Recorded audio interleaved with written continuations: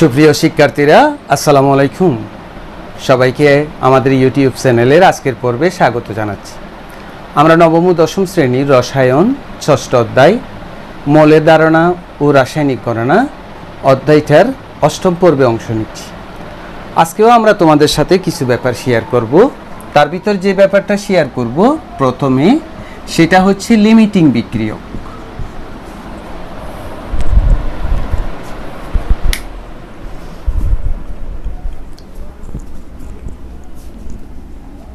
Limiting বিক্রিয়ক। তো limiting বিক্রিয়কের ভিতর বিক্রিয়ক আছে। আমরা নিশ্চয় বিক্রিয়ক কাকে বলে বুঝি, যে কোনো একটা রাসায়নিক বিক্রিয়ায় যেসব পদার্থ অংশ নেই, অর্থাৎ যেসব পদার্থ দিয়ে রাসায়নিক বিক্রিয়াটা শুরু হয় তারাই হচ্ছে লিমিটিং বিক্রিয়ক। যেমন মনে করো হাইড্রোজেনের সাথে অক্সিজেন যুক্ত হয়ে পানি উৎপন্ন হয়। এই রাসায়নিক বিক্রিয়াটাই হাইড্রোজেন এবং অক্সিজেন হচ্ছে লিমিটিং বিক্রিয়ক। কেন এরা লিমিটিং বিক্রিয়ক? কারণ এরা রাসায়নিক বিক্রিয়া, এই পদার্থগুলো দিয়ে রাসায়নিক বিক্রিয়া শুরু হয়েছে এবং এরা বিক্রিয়ায় অংশ নিয়েছে। এখন কোনো একটা রাসায়নিক বিক্রিয়া যখন সংগঠিত করা হয় নিশ্চয়ই তার একটা উদ্দেশ্য থাকে। তার উদ্দেশ্য কি থাকে? উৎপন্ন পদার্থ তৈরি করা। একটা রাসায়নিক বিক্রিয়ার উদ্দেশ্য হচ্ছে উৎপন্ন পদার্থ তৈরি করা। যেমন আমরা এই রাসায়নিক বিক্রিয়াটা কখন ঘটাবো? যখন পানি উৎপন্ন করব। এখন পানি যখন উৎপন্ন করব, কতটুকু পানি উৎপন্ন করব সেটাও আমাদের নির্দিষ্ট করা থাকবে। মনে করো তোমাকে বলছে 18 গ্রাম পানি তৈরি করতে। তো 18 গ্রাম পানি উৎপন্ন করার জন্য কত গ্রাম হাইড্রোজেন প্রয়োজন, কত গ্রাম অক্সিজেন প্রয়োজন, এটা আমরা স্টোইকিওমেট্রির সাহায্যে কিন্তু পরিমাপ করে নিতে পারবো। এখন স্টোইকিওমেট্রির সাহায্যে 18 গ্রাম পানির জন্য যত গ্রাম হাইড্রোজেন দরকার, যত গ্রাম অক্সিজেন দরকার আমরা নিব। কিন্তু এই যে বিক্রিয়কগুলো আমরা নিই, এই পরিমাপটা অনেক সময় শুদ্ধ হয় না, অর্থাৎ সঠিকভাবে বিক্রিয়ক নেওয়া যায় না অনেক সময়। অর্থাৎ উৎপন্ন পদার্থ যত গ্রাম তৈরি করার জন্য বিক্রিয়ক ঠিক যতটুকু প্রয়োজন অনেক সময় অতটুকু নেওয়া হয়ে ওঠে না, এর থেকে বেশি হয়ে যায় অথবা কম হয়ে যায়। আমরা কি ব্যাপারটা বুঝতে পেরেছি? যে নির্দিষ্ট পরিমাণ পদার্থ উৎপন্ন করতে যে বিক্রিয়কগুলোর প্রয়োজন নির্দিষ্ট পরিমাণ, আমরা নেওয়ার সময় অনেক সময় শুদ্ধভাবে অতটুকু বিক্রিয়ক নিতে পারি না। অনেক সময় যতটুকু দরকার তার থেকে কম হয়ে যায়, অনেক সময় আবার বেশি হয়ে যায়। তাহলে কি হয়? তখন ওই দুইটা বিক্রিয়ক যখন রাসায়নিক বিক্রিয়ায় অংশ নেই, তার ভিতর একটা বিক্রিয়ক থাকে পুরাটা অংশ নেই, আবার একটা বিক্রিয়ক থাকে বিক্রিয়া শেষে কিছু অবশিষ্ট থাকে। যে বিক্রিয়কটা পুরাপুরি নিঃশেষ হয়ে যাবে, অর্থাৎ যে বিক্রিয়কটা বিক্রিয়া শেষে আর অবশিষ্ট থাকবে না, ওই বিক্রিয়কটাকে আমরা বলবো লিমিটিং বিক্রিয়ক। তাহলে লিমিটিং বিক্রিয়ক কি? কোনো একটা রাসায়নিক বিক্রিয়ার একাধিক বিক্রিয়কের ভিতর যে বিক্রিয়কটা অবশিষ্ট থাকে না, যেটা নিঃশেষ হয়ে যায়, বিক্রিয়া শেষে যার একটু পরিমাণে অবশিষ্ট থাকে না, ওই বিক্রিয়ককে আমরা লিমিটিং বিক্রিয়ক বলবো। আমরা উদাহরণ হিসেবে মনে করো এই রাসায়নিক বিক্রিয়াকে যদি আমরা সমতা করি তাহলে এইভাবে হবে। এটা দ্বারা তুমি কি বুঝেছো? যে এক অণু অক্সিজেনের সাথে 2 অণু হাইড্রোজেন যুক্ত হলে 2 অণু পানি তৈরি হয়। তো তুমি একটা পাত্রে মনে করো কি 12 অণু হাইড্রোজেন নাও, 12 অণু হাইড্রোজেন। ঠিক ওই পাত্রে তুমি 5 অণু কি নাও? অক্সিজেন নাও। উপযুক্ত পরিবেশ সৃষ্টি করলাম, রাসায়নিক বিক্রিয়া সংগঠিত হলো। তাহলে এই রাসায়নিক সমীকরণের স্টোইকিওমেট্রি থেকে আমরা কি জানি? 1 অণু অক্সিজেন যুক্ত হয় 2 অণু হাইড্রোজেনের সাথে। তাহলে 5 অণু অক্সিজেনের জন্য দরকার কয় অণু হাইড্রোজেন? 10 অণু হাইড্রোজেন। তাহলে এখানে 2 অণু হাইড্রোজেন কি থাকবে? অবশিষ্ট থাকবে। 2 অণু হাইড্রোজেন অবশিষ্ট থাকবে। তাহলে অবশিষ্ট থাকবে না কি? অক্সিজেনের অণু। এই অক্সিজেনের অণুটাই হচ্ছে লিমিটিং বিক্রিয়ক। আমরা আবার একটু উদাহরণটা বুঝতে চেষ্টা করি। আমরা এই রাসায়নিক সমীকরণের স্টোইকিওমেট্রি থেকে কি বুঝতে পারি? যে 1 অণু অক্সিজেন যুক্ত হয় 2 অণু হাইড্রোজেনের সাথে। ঠিক আছে? তো আমরা একটা পাত্র নিলাম, সে পাত্রের ভিতর 5 অণু অক্সিজেন নিলাম, 12 অণু হাইড্রোজেন নিলাম। উপযুক্ত পরিবেশ সৃষ্টি করলাম। উপযুক্ত পরিবেশ বলতে এখানে এমন একটা সিচুয়েশন ক্রিয়েট করব যার ফলে রাসায়নিক বিক্রিয়াটা সংগঠিত হয়। তো স্টোইকিওমেট্রি থেকে আমরা কি জানি? যে 5 অণু অক্সিজেনের জন্য দরকার 10 অণু হাইড্রোজেন, কিন্তু এখানে কয় অণু হাইড্রোজেন আছে? 12 অণু হাইড্রোজেন আছে, তাহলে 2 অণু হাইড্রোজেন থেকে যাবে। তার মানে এই রাসায়নিক বিক্রিয়ায় 2 অণু হাইড্রোজেন অবশিষ্ট থাকবে, অক্সিজেনের কোনো অণু অবশিষ্ট থাকবে না। তার মানে এই রাসায়নিক বিক্রিয়ায় লিমিটিং বিক্রিয়ক হলো অক্সিজেন। তাহলে লিমিটিং বিক্রিয়ক কি? যে সকল রাসায়নিক বিক্রিয়ায় একাধিক বিক্রিয়ক অংশ নেই, তার ভিতর যে বিক্রিয়কটা অবশিষ্ট থাকে না, বিক্রিয়া শেষে যে বিক্রিয়কের একটু পরিমাণও আর থাকে না, ওই বিক্রিয়ককে লিমিটিং বিক্রিয়ক বলে। এখন তুমি বলবে, স্যার বুঝলাম যে একটা রাসায়নিক বিক্রিয়ায় একাধিক বিক্রিয়ক যদি থাকে, যে বিক্রিয়কটা অবশিষ্ট থাকবে না, এটা লিমিটিং বিক্রিয়ক। খুব ভালোভাবে বুঝেছি, কিন্তু এটা আমাদের জানা দরকার কি জন্য? এটা কি জন্য দরকার লিমিটিং বিক্রিয়ক? এটা না পড়লে অথবা না জানলে কি কোনো অসুবিধা হবে? হ্যাঁ, লিমিটিং বিক্রিয়ক অবশ্যই জানতে হবে। লিমিটিং বিক্রিয়কের গুরুত্ব কোথায় দেখো, এটা কি জন্য প্রয়োজন। তুমি সব আলোচনায় দেখবে লিমিটিং বিক্রিয়ক কাকে বলে আলোচনা শেষ করে দিচ্ছে, তোমার এই জন্য লিমিটিং বিক্রিয়কটা পড়তেও ভালো লাগে না। কিন্তু তুমি যখন জানবে লিমিটিং বিক্রিয়কটা আসলে কি জন্য জানা দরকার, তখন তুমি নিজের থেকে লিমিটিং বিক্রিয়কটা কি বুঝে নিবে। আমাদের পড়ার ঘাটতি হলো এই জায়গায়, আমাদের পড়া আনন্দ পাই না এই কারণেই। এটা কেন পড়ছি আমরা জানি না। আসলে লিমিটিং বিক্রিয়ক এই কারণেই জানা প্রয়োজন, একটা রাসায়নিক বিক্রিয়ার যদি তুমি লিমিটিং বিক্রিয়ককে এবং তার পরিমাণ কতটুকু এইটা যদি তুমি জানতে পারো, তাহলে ওই রাসায়নিক বিক্রিয়ায় অপর যে একটা বিক্রিয়ক থাকবে সেটা কতটুকু বিক্রিয়ায় অংশ নিয়েছে এবং কতটুকু পদার্থ উৎপন্ন হয়েছে সেটা পরিমাপ করা যাবে। আবার লিমিটিং বিক্রিয়ক কেন লাগে? লিমিটিং বিক্রিয়ক, একটা রাসায়নিক বিক্রিয়ার লিমিটিং বিক্রিয়কের সাহায্যেই এই বিক্রিয়ার অপর একটি বিক্রিয়ক কতটুকু অংশ নিয়েছে এবং এই বিক্রিয়ার ফলে কতটুকু পদার্থ উৎপন্ন হয়েছে সেটা পরিমাপ করা যায়। তাহলে লিমিটিং বিক্রিয়কটা খুব গুরুত্বপূর্ণ। আমরা যদি কোনো একটা রাসায়নিক বিক্রিয়ার লিমিটিং বিক্রিয়ক এবং তার পরিমাণ জানি, তাহলে এটার সাহায্যে কি কি বের করতে পারবো? ওই রাসায়নিক বিক্রিয়ার লিমিটিং বিক্রিয়ক ছাড়া অপর যে বিক্রিয়ক আছে তার পরিমাণ এবং উৎপন্ন পদার্থের পরিমাণ জানতে পারবো। এই জন্যই লিমিটিং বিক্রিয়কটা আমাদের খুব গুরুত্বপূর্ণ। তো আমরা একটা উদাহরণ তোমাদের জন্য নিয়েছি, এটা আমাদের বইয়ে আছে, যে 5 গ্রাম হাইড্রোজেন গ্যাসের মধ্যে 75 গ্রাম ক্লোরিন গ্যাস নেওয়া হলো, মিশ্রিত করা হলো। বিক্রিয়াটিতে লিমিটিং বিক্রিয়ক কে?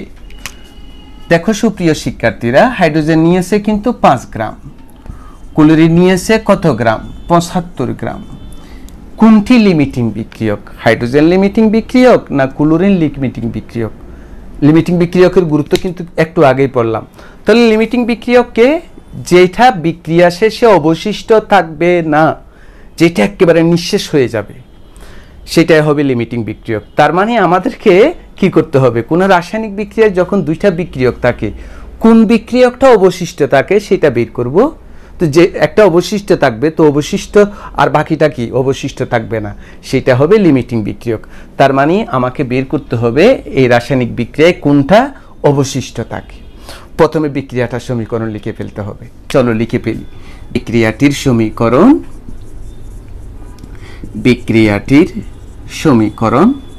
সমীকরণগুলো প্র্যাকটিস করবে। সমীকরণ প্র্যাকটিস করার একটা নিয়ম আছে। তুমি যখন রসায়ন বই পড়বে পাশে একটা খাতা লিখবে। যখনই কোনো সমীকরণ তুমি বইয়ে পড়বে সাথে সাথে লিখে ফেলবে, যখনই পড়বে লিখে ফেলবে। এটা রাফ খাতা, সব সময় লিখবে। আজকে থেকে তুমি এটা প্র্যাকটিস করো। যখনই রসায়ন কোনো বই কিছু পড়বে, বিক্রিয়া যখন পাবে লিখবে, সংকেত যখন পাবে লিখবে। দেখবে যে এক সময় তুমি বিক্রিয়াগুলো, সংকেতগুলো খুব ভালো পারছো।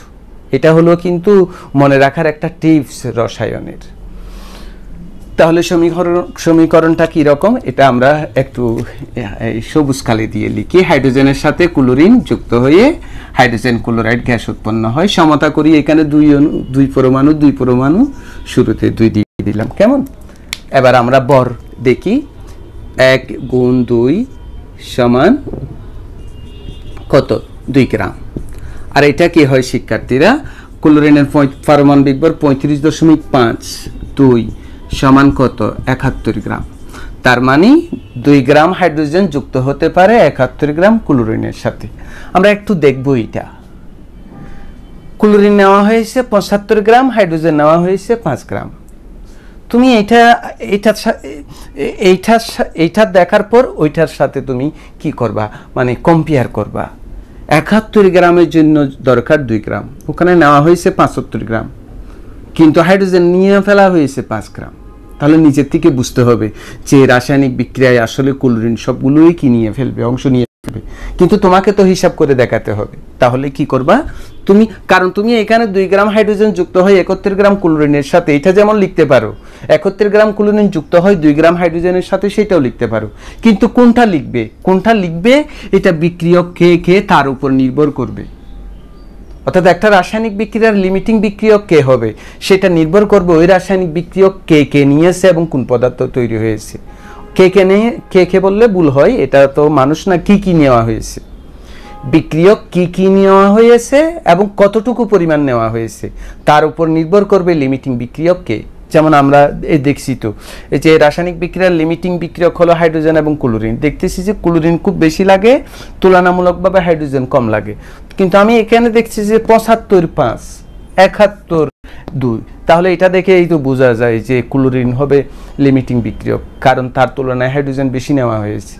সেই জন্য আমরা লিখব কি, সমীকরণ হতে পাই কি পাই ডিয়ার স্টুডেন্টগুলো, 71 গ্রাম ক্লোরিন যুক্ত হয় কিসের সাথে সুপ্রিয় শিক্ষার্থীরা, 2 গ্রাম হাইড্রোজেনের সাথে, 2 গ্রাম হাইড্রোজেনের সাথে। তাহলে 75 গ্রামের জন্য কয় গ্রাম দরকার দেখি, 1 গ্রামটা আমরা লিখব না, আমরা সরাসরি 75 গ্রামে চলে যাব। 75 গ্রাম ক্লোরিন যুক্ত হয় 2, নিচে 71, উপরে 75 গ্রাম হাইড্রোজেনের সাথে। তো কি হয় দেখো, 2 × 75 ভাগ 71 ইকুয়াল টু 2.11 গ্রাম হাইড্রোজেনের সাথে। কিন্তু হাইড্রোজেন কত গ্রাম নিয়েছো, 5 গ্রাম নিয়েছি, তাহলে অবশিষ্ট থাকবে না। সুতরাং অবশিষ্ট হাইড্রোজেন সমান কত গ্রাম ডিয়ার স্টুডেন্ট, নিয়েছি 5 গ্রাম, বিক্রিয়ায় অংশ নিয়েছে 2.11 গ্রাম। তাহলে 5 থেকে 2.11 চলে যাক, 5 বিয়োগ 2.11, 2.89 গ্রাম, 2.89 গ্রাম। তাহলে লিমিটিং বিক্রিয়ক কে, হাইড্রোজেন তো অবশিষ্ট ছিল, তাহলে অবশিষ্ট ছিল না কি, ক্লোরিন। তাহলে এই রাসায়নিক বিক্রিয়ার লিমিটিং বিক্রিয়ক কে তুমি একটু লিখে দিবে। সুতরাং লিমিটিং বিক্রিয়ক হচ্ছে কে, ক্লোরিন। এটাই আনসার। শিক্ষার্থীরা, আমরা লিমিটিং বিক্রিয়কের একটি প্রবলেম কুমিল্লা বোর্ড 2016 সালের আসা একটা প্রশ্ন সলভ করে ফেলবো এই প্রসঙ্গে, তাহলে ব্যাপারটা বুঝতে আমাদের আরও সুবিধা হবে। সাইফ এবং শাওন একটি বিকারে 4.2 গ্রাম বেকিং পাউডার নিয়ে 250 মিলিলিটার দ্রবণ প্রস্তুত করলো। অন্য একটি বিকারে 300 মিলিলিটার 0.1 মোলার হাইড্রোজেন ক্লোরাইড দ্রবণ প্রস্তুত করলো। আমরা গতে পড়ে যাচ্ছি, আগে গটা দেখতেছি। উদ্দীপকের প্রথম দ্রবণটির ঘনমাত্রা নির্ণয় করো। তাহলে একটা বিকার নেওয়া হয়েছে, সাইফ ও শাওন দুইজন একটা বিকারে কি নিয়েছে, বেকিং পাউডার। বেকিং পাউডারের সংকেত হচ্ছে, তোমরা নিশ্চয় জানো, এটা খাবার সোডা, NaHCO3, সোডিয়াম বাইকার্বনেট অথবা সোডিয়াম হাইড্রোজেন কার্বনেট, এটা নাম দুইভাবে পড়া হয়, সোডিয়াম বাইকার্বনেট অথবা সোডিয়াম হাইড্রোজেন কার্বনেট, এটাকে বেকিং পাউডার, খাবার সোডা। কত গ্রাম নিয়েছে, 4.2 গ্রাম। এবং এখানে দ্রবণ যেটা সেটা কত নেওয়া হয়েছে, 250 মিলিলিটার। তোমাকে কি তৈরি করতে বলছে, কি বের করতে বলছে, দ্রবণটির ঘনমাত্রা। আমরা ঘনমাত্রা প্রবলেম সলভ করে ফেলেছি, তবু এইখানে এসেছে আরেকবার দেখে নিই। তাহলে দ্রবণের আয়তন জানি, দ্রবের ভর জানি, দ্রবের নাম জানি, ঘনমাত্রা বের করব। সূত্র মনে আছে নিশ্চয়ই, S = N/V। N হচ্ছে মোল, V হচ্ছে লিটার এককে আয়তন। মোল হচ্ছে বরকে আণবিক ভর দ্বারা কি করতে হয়, ভাগ করতে হয়, তাহলে আমরা মোল পেয়ে যাব। এই দুইটি সূত্রের সাহায্যে আমরা ঘনমাত্রা পেয়ে যাব। তাহলে আমরা লিখে ফেলি। এইখানে আমরা গ নম্বর প্রশ্নটার আনসার করছি যে দ্রবটির ভর W = 4.2 গ্রাম। দ্রবটির আণবিক ভর সোডিয়াম বাইকার্বনেট, তুমি খেয়াল করো খুব ভালো করে, এটা m দিয়ে প্রকাশ করে, এটা m হচ্ছে m। Sodium 23, hydrogen 1, carbon 12, oxygen 16 × 3। আমরা এই যে সোডিয়ামের 23, হাইড্রোজেনের 1, কার্বনের 12, অক্সিজেনের 16, 3, তাহলে 23 + 1 + 12 + 3 16 48 = 84। তারপর আয়তনটাও লিখে ফেলি, দ্রবণের আয়তন যেটাকে আমরা V দিয়ে প্রকাশ করব, সেটা 250 মিলিলিটার। যখন আমরা ঘনমাত্রা প্রকাশ নিয়ে যাব তখন লিটারে নিতে হবে, 1000 দিয়ে ভাগ দিতে হবে। তোমরা নিশ্চয়ই আগে করে ফেলেছো সেটা, 1000 0.25 লিটার।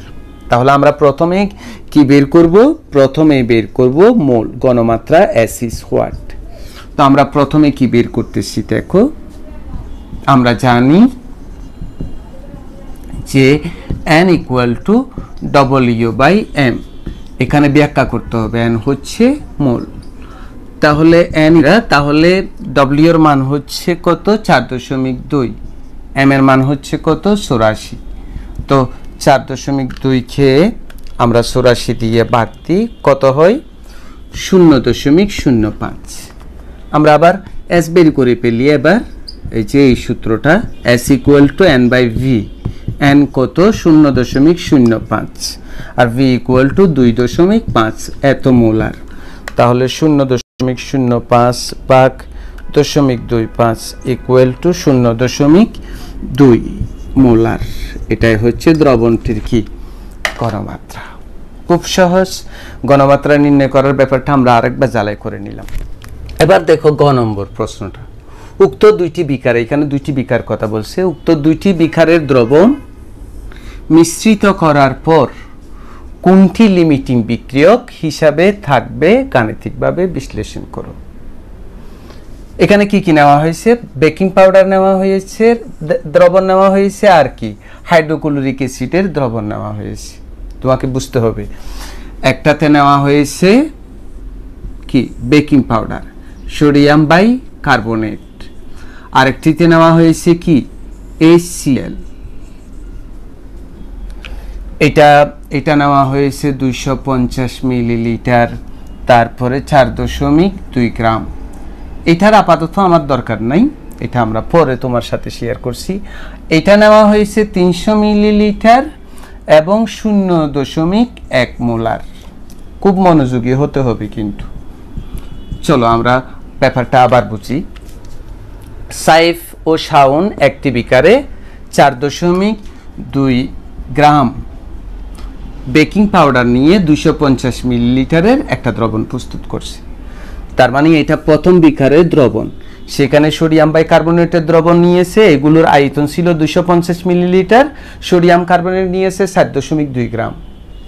তারপর কি করছে দেখো, অন্য একটি বিকারে আরেকটি বিকার নিয়েছে 300 মিলিলিটার, এটার আয়তন হচ্ছে 300 মিলিলিটার দ্রবণগুলোর, এবং এর ঘনমাত্রা হচ্ছে 0.1 মোলার, এবং এটা হাইড্রোক্লোরিক অ্যাসিডের দ্রবণ প্রস্তুত করছে। এখন দুটোটা মিশিয়ে দিয়েছে, উক্ত দুইটি বিকারের দ্রবণ মিশ্রিত করার পর দুটোটা মিশিয়ে দিয়েছে। তো দুটোটা মিশিয়ে দেওয়ার পর লিমিটিং বিক্রিয়ককে আমরা প্রথম যে প্রবলেমটা সলভ করেছি মনে পড়তেছে, 5 গ্রাম হাইড্রোজেনের ভিতর 75 গ্রাম ক্লোরিন গ্যাস মিশ্রিত করা হলো, কোনটি লিমিটিং বিক্রিয়ক? তো ওখানে আমরা লিমিটিং বিক্রিয়ক হিসাব করতে পারছিলাম কেন? বিক্রিয়ক দুটোটার ভর দেওয়া ছিল। 5 গ্রাম হাইড্রোজেন একটা বিক্রিয়কের ভর, 75 গ্রাম ক্লোরিন আরেকটা বিক্রিয়কের ভর। তো এখানে বিক্রিয়ক কে কে? একটা সোডিয়াম বাইকার্বনেটের দ্রবণ অর্থাৎ বেকিং পাউডারের দ্রবণ, আর একটা হাইড্রোক্লোরিক অ্যাসিডের দ্রবণ।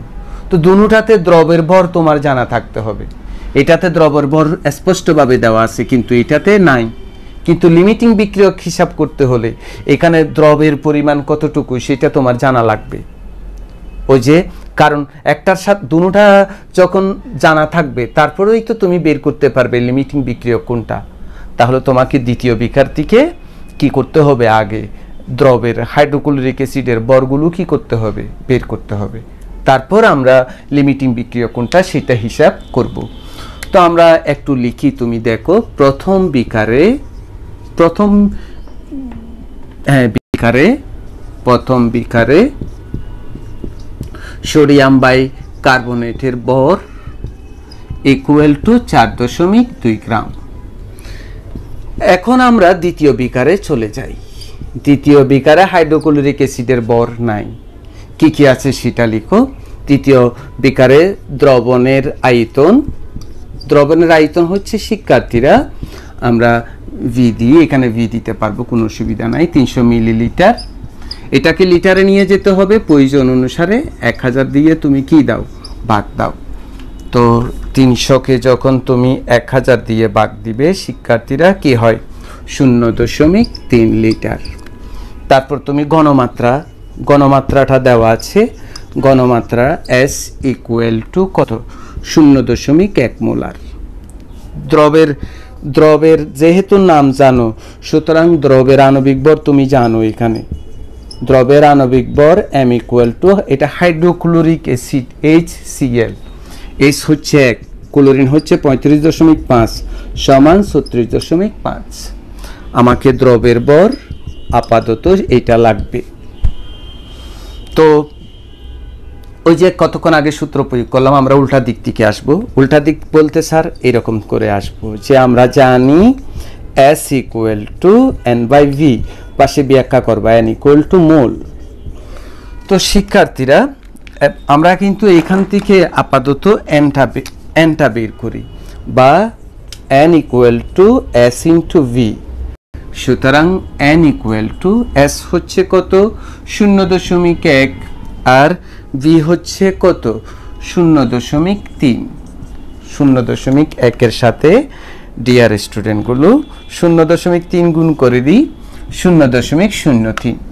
তো আবার N ইকুয়াল টু W/M, তাহলে W equal to N into M।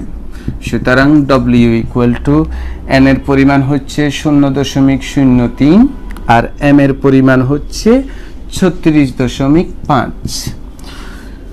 36.5 যদি আমরা গুণ করি 1.095 গ্রাম। সুতরাং HCl এর ভর কি পেলাম, 1.095 গ্রাম। এখন আমরা লিমিটিং বিক্রিয়কের হিসাব করতে পারবো। তো লিমিটিং বিক্রিয়কের হিসাব করতে হলে আগে বিক্রিয়াটার সমীকরণ লিখতে হবে। চলো আমরা বিক্রিয়াটির সমীকরণ লিখে ফেলি। বিক্রিয়াটির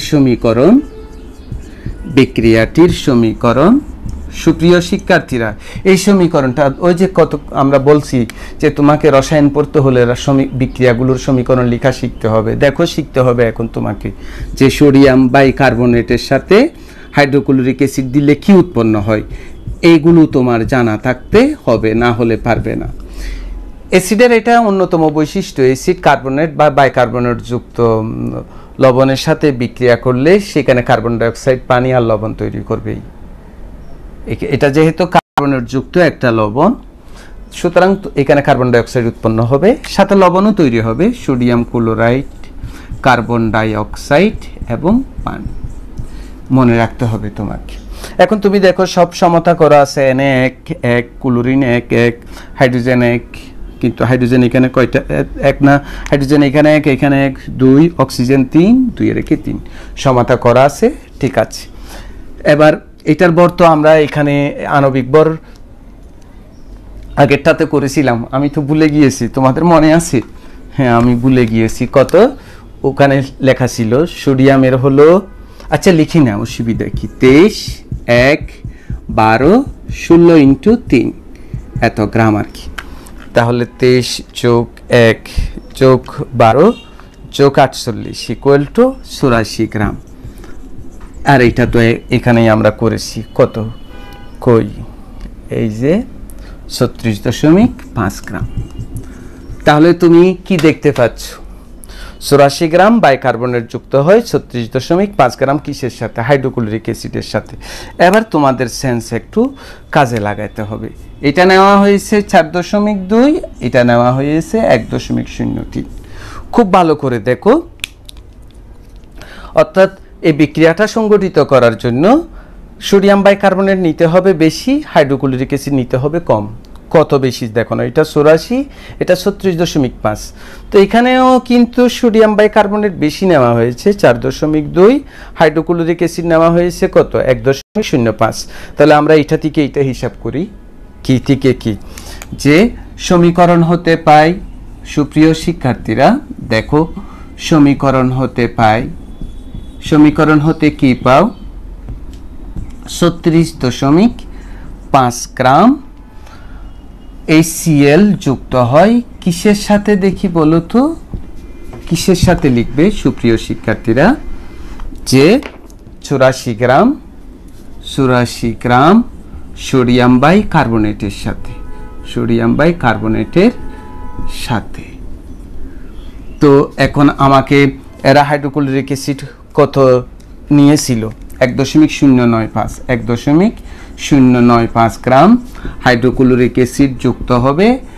এক হলে কম, এটা নিচে যাবে, আর এটা কোথায় উঠবে? উপর উঠবে 1.095 গ্রাম সোডিয়াম বাইকার্বনেটের সাথে। তাহলে আমরা কাজ করি, 84 গুণ 1.095 ভাগ 36.5, 2.52 গ্রাম সোডিয়াম বাইকার্বনেটের সাথে। অর্থাৎ কি শিখলাম? 1.095 গ্রাম হাইড্রোক্লোরিক অ্যাসিডের বিক্রিয়া করার জন্য দরকার সোডিয়াম বাইকার্বনেট কত গ্রাম? 2.5 গ্রাম, কিন্তু নিয়েছে কত? 4.2 গ্রাম। তাহলে কে অবশিষ্ট থাকবে? সোডিয়াম বাইকার্বনেট বিক্রিয়া শেষে অবশিষ্ট থাকবে না? হ্যাঁ থাকবে। সুতরাং সোডিয়াম বাইকার্বনেট অবশিষ্ট থাকবে ইকুয়াল টু, নিয়েছিল 4.2 গ্রাম আর লাগছিল কত? লেগেছিল 2.52 গ্রাম। তো কি হবে? 4.2 বিয়োগ 2.52 ইকুয়াল টু 1.68 গ্রাম। তাহলে বিক্রিয়ায় অবশিষ্ট ছিল না কে? Hydrochloric acid. তাহলে বিক্রিয়াটার লিমিটিং বিক্রিয়ক কে? সুতরাং লিমিটিং বিক্রিয়ক হচ্ছে কে? HCl। তো সুপ্রিয় শিক্ষার্থীরা, সবসময় যেটা অবশিষ্ট থাকবে বাকিটা অবশিষ্ট থাকবে না, তাহলে বাকিটাই হবে লিমিটিং বিক্রিয়ক। তো আমি আশা করছি তুমি লিমিটিং বিক্রিয়ক সংক্রান্ত সবগুলো প্রবলেম সলভ করতে পারবে এইটা করে দেওয়ার পর। এরপরে শিক্ষার্থীরা, আমরা যশোর বোর্ডের 2016 সালের আসা আরেকটা প্রশ্ন তোমাদের সাথে শেয়ার করছি। এটাও লিমিটিং বিক্রিয়ক সংক্রান্ত। দুইটা পাত্র আছে, একটা পাত্রে 25 গ্রাম নাইট্রিক অ্যাসিড আছে, আর একটা পাত্রে 25 গ্রাম সোডিয়াম হাইড্রোক্সাইড আছে।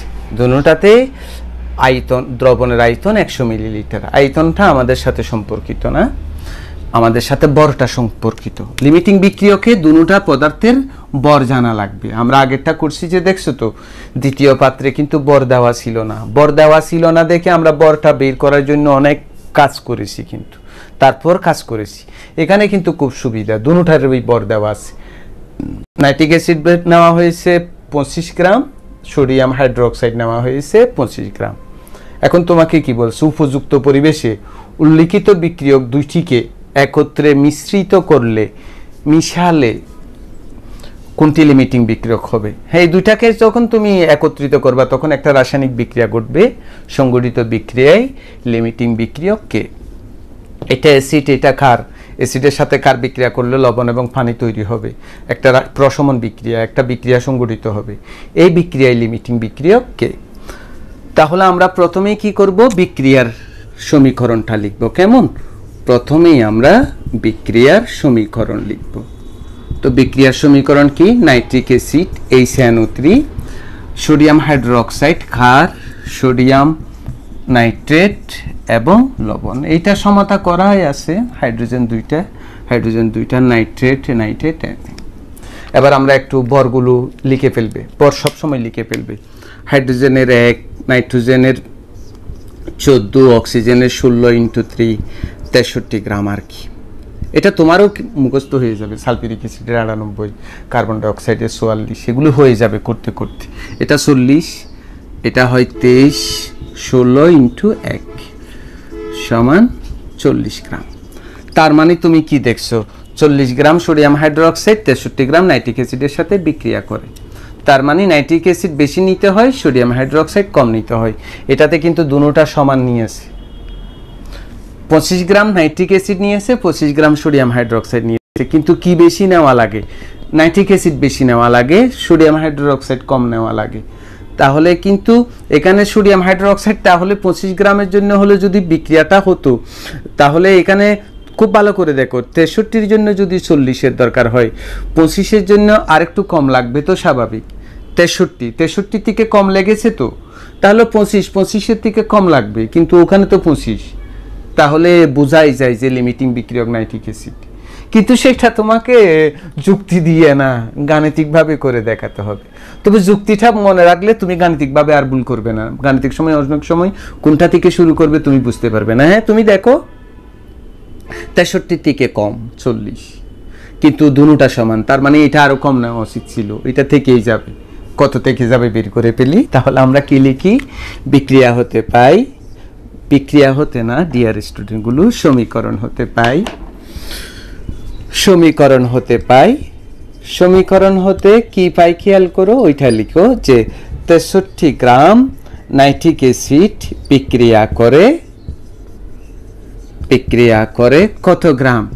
40 গ্রাম সোডিয়াম হাইড্রোক্সাইডের সাথে। তো এবার আমরা ক্যালকুলেশন করে ফেলবো। 25 গ্রাম তোমরা এক দিয়ে করতে পারো, অসুবিধা নেই কারণ আমরা তো শিক্ষকরা অনেক রকম, কেউ আবার এক দিয়ে না করলে তোমাকে ঝাড়ি একটা মারতে পারে। তো শিক্ষকের ঝাড়ি খাওয়ার দরকার নাই, তুমি এক দিয়ে করে দিবা। তুমি আবার ওইটা বলবে না কোথাও দেখেছি এক না করে করেছে, কারণ আমরা তো মানুষ এক একজন এক এক প্রকৃতির, আর আমরা অনেক সময় আমাদের ঊর্ধ্বে উঠতে পারি না। সেই কারণে সেই জন্য বুদ্ধিমান স্টুডেন্টের কাজ হচ্ছে কি, স্যারকে উত্ত্যক্ত না করার, না হলে তোমাকে মার্ক করে ফেলবে। ও ওই ছেলেটা আমার সাথে, হ্যাঁ কিছু তো এইরকমই থাকে। আমরা শিক্ষকরা কিন্তু ওই প্রকৃতির। আমি নিজেও একজন শিক্ষক, এই জন্য বলছি যে তোমাদের স্কুলে যদি বলে যে 1 গ্রাম করে দেখাতে হবে, তুমি দেখাবে, কোনো অসুবিধা নাই। তবে না দেখালেও চলবে। বোর্ডের পরীক্ষায় কিন্তু না দেখালে কোনো অসুবিধা নেই, বোর্ডের খাতাতে এটা ঠিক আছে। এত গ্রাম বিক্রিয়া করে আরও কম, 40, 63 উপরে 25 উপরে, এত গ্রাম সোডিয়াম হাইড্রোক্সাইডের সাথে। তাহলে কি হয়? 40 গুণ 25 ভাগ 63 ইকুয়াল টু 15.87 গ্রাম সোডিয়াম হাইড্রোক্সাইডের সাথে। তাহলে বেশি নিয়ে ফেলেছে, কে অবশিষ্ট থেকেছে? সোডিয়াম হাইড্রোক্সাইড অবশিষ্ট থেকেছে, নিয়েছে 25 গ্রাম। সুতরাং অবশিষ্ট সোডিয়াম হাইড্রোক্সাইড সমান 25 মাইনাস 15.87 গ্রাম। তাহলে কত হয়? 25 থেকে 15.87 বিয়োগ দাও সুপ্রিয় শিক্ষার্থীরা। 25 বিয়োগ 15.87 সমান 9.13 গ্রাম। সুতরাং অবশিষ্ট ছিল না কে স্টুডেন্টগুলো? অবশিষ্ট ছিল না নাইট্রিক অ্যাসিড। তাহলে লিমিটিং বিক্রিয়ক কে? Nitric acid. সুপ্রিয় শিক্ষার্থীরা, এখন আমরা তোমাদের সাথে যেটা নিয়ে আলোচনা করব এটা হলো উৎপাদের শতকরা হার। তো তুমি নিজে যদি একটু ভাবো তাহলে বুঝবে উৎপাদের শতকরা হার বলতেছে কেন। তার মানে উৎপাদক যতটুকু উৎপাদিত হওয়া দরকার অতটুকু উৎপাদিত হয় না। শতকরার ব্যাপারটা কখন আসে? যে ফুল না হয়ে এর থেকে বেশ অথবা কম হলে আর কি। অর্থাৎ নির্দিষ্ট পরিমাণ বিক্রিয়ক দিলে যতটুকু উৎপাদ হওয়ার দরকার অতটুকু উৎপাদ যদি না হয় তখন নিশ্চয়ই বলা দরকার যে কতটুকু উৎপাদিত হচ্ছে। যেমন আমরা সাদামাটা কথায় বলি, একটা যন্ত্রের এবং একজন মানুষের কর্মক্ষমতা যতটুকু কখনোই 100% সেটা পারে না। যেমন আমরা তাপীয় ইঞ্জিন যেগুলো দেখি তার যান্ত্রিক ক্ষমতা কিন্তু 30%। তার মানে সে যতটুকু তাপ তৈরি করে তার 60% তাপ নষ্ট করে, 70% তাপ নষ্ট করে, 30% মাত্র ব্যবহার করতে পারে। একজন মানুষও তার কর্মক্ষমতার 100% কখনোই ব্যবহার করতে পারে না। আমরা যদি আমাদের কর্মক্ষমতার 100% ব্যবহার করতে পারতাম, আমরা পৃথিবীতে সবাই সফল মানুষ হতাম। কিন্তু বেশিরভাগ মানুষই সাদামাটা, সফল হয় খুব কম মানুষ যারা তাদের কর্মক্ষমতাকে ব্যবহার করতে পারে। তাহলে উৎপাদের শতকরা হার আসতেছে কেন? তাহলে বিক্রিয়ক যতটুকু উৎপাদ করার কথা অতটুকু করে না? হ্যাঁ, করে না।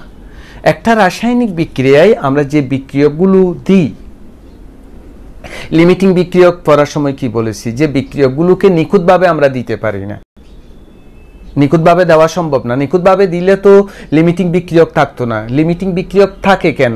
নিখুঁতভাবে বিক্রিয়কগুলো সরবরাহ করা সম্ভব হয় না বলে। আর লিমিটিং বিক্রিয়ক যদি আমি এই জন্য, তাহলে আমাকে লিমিটিং বিক্রিয়ক সেই জন্য দরকার হচ্ছে। আর লিমিটিং বিক্রিয়কের সাহায্যে অপর বিক্রিয়কের পরিমাণ উৎপাদের এবং উৎপাদিত পদার্থের অর্থাৎ উৎপন্ন পদার্থের পরিমাণ বের করা যায়।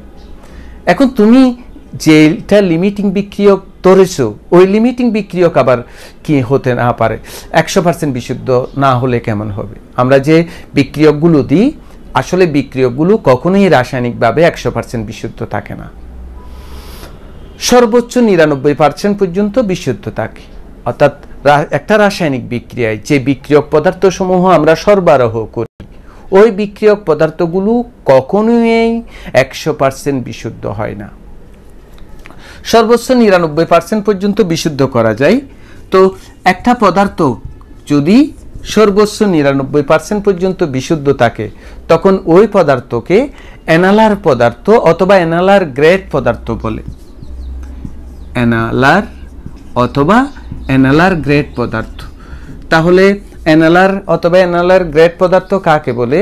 যদি কোনো পদার্থ 99% বিশুদ্ধ হয় এবং এরপরে একে আর বিশুদ্ধ করা না যায়, তখন ওই পদার্থকে অ্যানালার অথবা অ্যানালার গ্রেড পদার্থ বলে। তাহলে আমরা যখন কোনো একটা রাসায়নিক বিক্রিয়ায় বিক্রিয়ক হিসেবে অ্যানালার গ্রেড পদার্থ দিব, তাহলে তো সেটা 100% বিশুদ্ধ না। তো 100% বিশুদ্ধ না যে, তাহলে পদার্থ যতটুকু উৎপন্ন করা দরকার অতটুকু উৎপন্ন করবে না, আরও কম করবে। এই হিসাবটাকে বলা হয় উৎপাদের শতকরা হার। উৎপাদের শতকরা হার মানে হলো একটা স্টোইকিওমেট্রি। স্টোইকিওমেট্রি মানে রাসায়নিক সমীকরণের সাহায্যে একটা বিক্রিয়ায় বিক্রিয়ক থেকে যতটুকু উৎপাদ পাওয়ার কথা অতটুকু উৎপাদ না পেয়ে কত পাচ্ছি, সেটার শতকরা পরিমাণকেই বলা হয় উৎপাদের শতকরা হার। এই কাজটা আমরা যখন এই উদাহরণটা করব, তখন তুমি আমার এই তক্ষণের কথা থেকে আরো ভালো বুঝে ফেলবে। তবে একটা তথ্য খুব মনে রাখতে হবে, সেটা হচ্ছে আমরা বিক্রিয়ক সমূহ যে পদার্থ দিব, এগুলো কখনোই 100% বিশুদ্ধ হবে না। সর্বোচ্চ 99% পর্যন্ত বিশুদ্ধ হয়। 99% পর্যন্ত বিশুদ্ধ রাসায়নিক পদার্থকে অ্যানালার অথবা অ্যানালার গ্রেড পদার্থ বলে।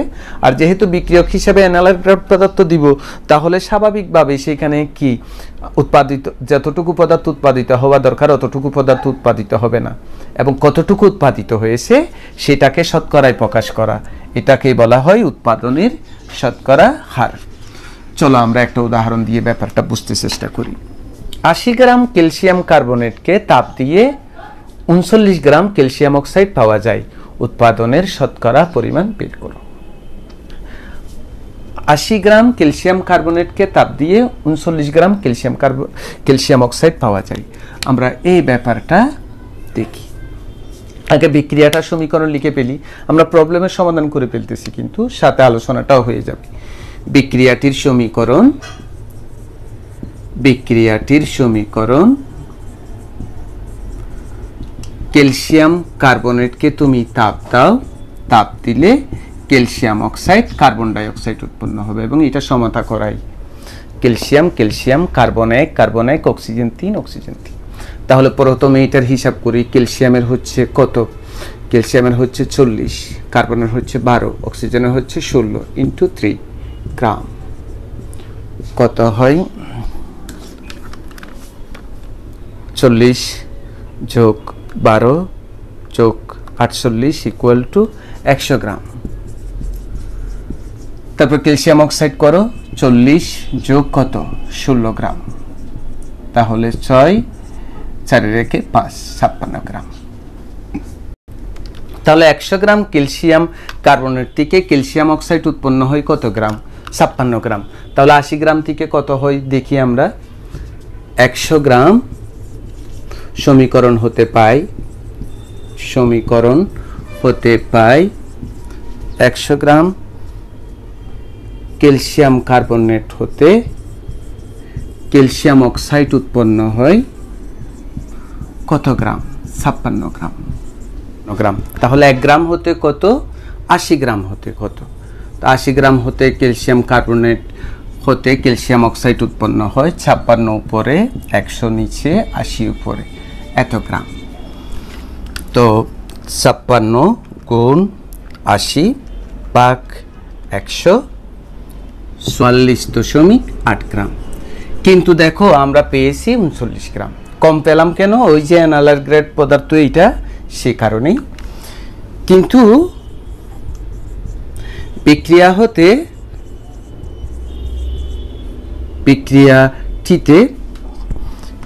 বিক্রিয়াটিতে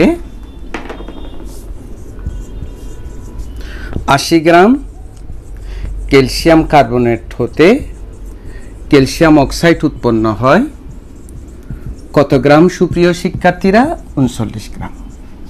তাহলে হওয়ার কথা 44.8, হয়েছে 39। তো এইটাকে আমি শতকরায় নিয়ে যাই।